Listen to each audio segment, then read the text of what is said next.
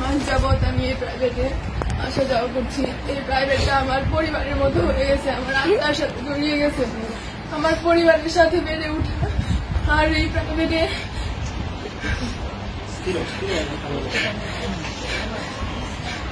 প্রাইভেটটাকে আমার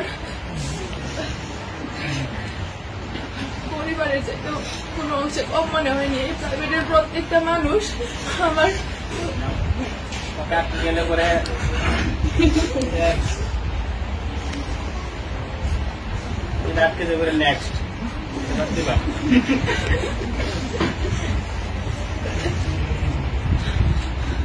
স্যার আমাকে সমাজকর্মের সঙ্গে শিখাইছে যে কিভাবে নিজের লুকিয়ে থাকা প্রতিভাকে জাগিয়ে তুলতে হয়, কিভাবে স্বপ্নকে বড় করতে তুলতে হয়, নিজের প্রতিভাকে জাগিয়ে তোলার প্রেরণা জাগাইছে স্যার।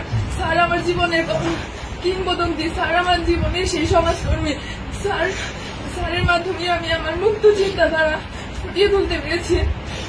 তাছাড়া স্যার আমি অনেক সময় অনেক বেয়াদবি করছি, যেগুলা হয়তো আমি বুঝতে পারি নাই, কিন্তু আপনার মেধায় ওইগুলা ঠিকই ধরা পড়ছে।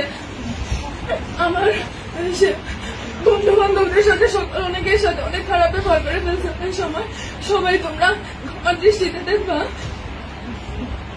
তাছাড়া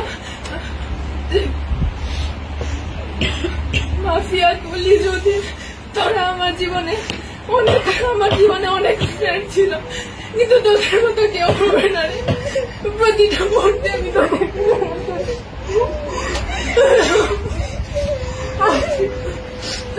দীর্ঘ 12 বছর পড়াশোনা জীবনে অনেক স্যারের সাথে পরিচয় হয়েছে, অনেক বন্ধু বান্ধবের সাথে পরিচয় হয়েছে, কিন্তু স্বামী স্যারের মতো কেউ হয়ে উঠতে পারিনি আজ পর্যন্ত।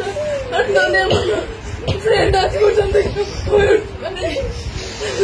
আমি ক্লাসের মধ্যে অনেক কথার কাউন্টার দিতাম যাতে অনেকেই বিরক্ত হইতা। সবাই আমাকে ক্ষমা করে দিও। আমার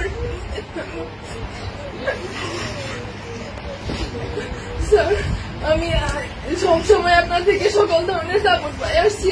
স্যার কোনো সময় আপনাকে শুধু স্যারের চোখে না, আপনাকে আমার বড় ভাইয়ের চোখে, একজন আদর্শ গাইডলাইনের চোখে দেখে আসছি।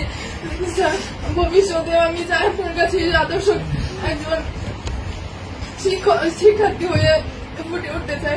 আমি